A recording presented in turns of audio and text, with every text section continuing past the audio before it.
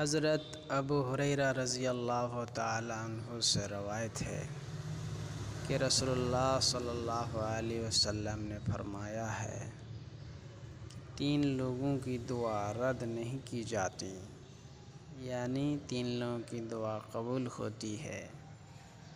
Number 1، روزہ دار کی دعا جب تک وہ افطار نہ کر لے۔ عادل حکمراں کی دعا، ہر ایک مظلوم کی دعا۔ شکریہ، وجزاک اللہ خیر۔